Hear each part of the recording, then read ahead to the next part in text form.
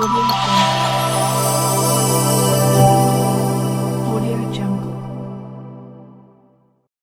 में हम देखेंगे कि जब कोई इंजेक्शन मोल्डिंग मशीन चलती है, कोई ऑपरेटर हो गया या कोई भी मैन पावर उस मशीन को चलाता है, तो उनके लिए, उन ऑपरेटरों के लिए क्या कार्य निर्देशक होना चाहिए, वर्क इंस्ट्रक्शन क्या होना चाहिए, इसके बारे में हम इस वीडियो में कुछ पॉइंट है, उन पॉइंटों के बारे में डिस्कस करेंगे, बताएंगे कि क्या क्या वर्क इंस्ट्रक्शन होना चाहिए ऑपरेटर के लिए इंजेक्शन मोल्डिंग मशीन में, या कोई भी वर्क कर रहा है तो उसके लिए।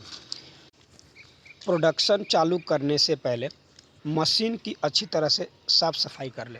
अगर कोई भी मशीन हम स्टार्ट कर रहे हैं, कोई ऑपरेटर हो, सुपरवाइज़र हो, कोई भी, अगर हम इंजेक्शन मोल्डिंग हो, ब्लो मोल्डिंग हो या एक्सट्रूशन मोल्डिंग मशीन हो, कोई भी हो, उस मशीन को हम चालू कर रहे हैं तो उसके पहले हमको क्या करना चाहिए, उस मशीन की अच्छी तरह से साफ़ सफाई करनी चाहिए।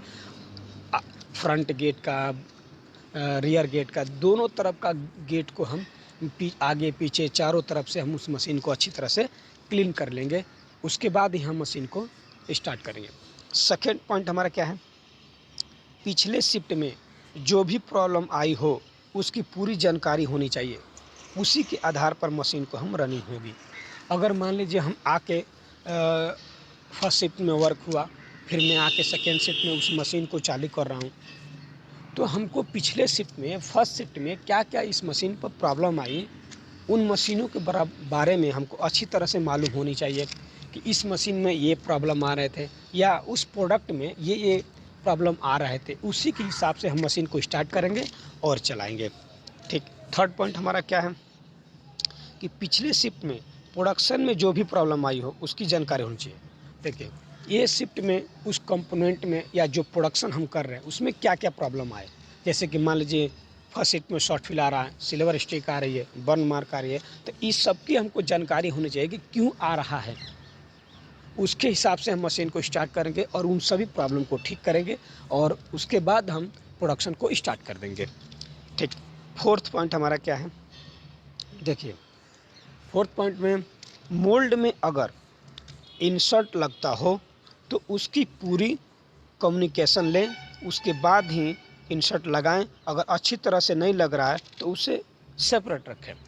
अगर मान लीजिए कोई मोल्ड अगर स्टार्ट कर रहे हैं, उस मोल्ड में इंसर्ट डाल के अगर हम कंपोनेंट को चला रहे हैं, अलग से कोई बोल्ट हो गया, उस बोल्ट को हम डाल के उसका मोल्डिंग कर रहे हैं, तो उसकी पूरी जानकारी होनी चाहिए कि कहाँ पर बोल्ट लगेगा और कैसे लगेगा। अगर कोई बोल्ट अच्छी तरह से उसमें फिटिंग नहीं हो रही है तो उस बोल्ट को हम सेपरेट रखेंगे और उस बोल्ट को अच्छी तरह से फिट करेंगे। उसके बाद ही हम प्रोडक्शन को स्टार्ट करेंगे, ताकि उस पार्ट में और उस मशीन में और उस मोल्ड में कोई प्रॉब्लम ना आए और अच्छी तरह से हमारा जो कंपोनेंट हो, प्रोडक्ट हो, वो बन के बाहर आए। फिर फिफ्थ पॉइंट क्या है, अगर मोल्ड में कंपोनेंट स्टक कर दिया है तो उसे किसी भी रॉड या स्क्रू से ना निकाले, ओनली कॉपर रॉड्स का यूज करें। देखिए, इंजेक्शन मोल्डिंग मशीन में जो मोल्डें हमारी चलती हैं, जो डाई चलती हैं, उसमें अगर प्लास्टिक का कंपोनेंट हमारा स्टक कर रहा है, कैच कर रहा है, रनर हो गया, प्रोडक्ट हो गया, या कोई भी उसमें कैच कर दे रहा है, तो उसमें हम किसी भी लोहे का राड हो गया, स्क्रू ड्राइवर हो गया, इन सब से हमको यूज नहीं करना है उसको निकालने के लिए। अगर उन सब का हम यूज कर रहे हैं तो मोल्ड हमारी जो होगी वो डैमेज हो जाएगी, स्क्रैच आ जाएगा, तो वही पार्ट में हमारा स्क्रैच आएगा, जिससे हमारा पार्ट जो होगी वो नॉट ओके में चली जाएगी।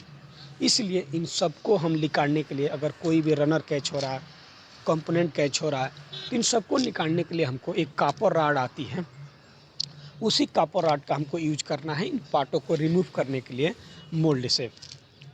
तो ठीक है, इस वीडियो में हम देखें कि इंजेक्शन मोल्डिंग मशीन में अगर कोई भी ऑपरेटर मशीन पर कार्य कर रहा है, वर्क कर रहा है, तो उसके लिए क्या वर्क इंस्ट्रक्शन होता है। ओके।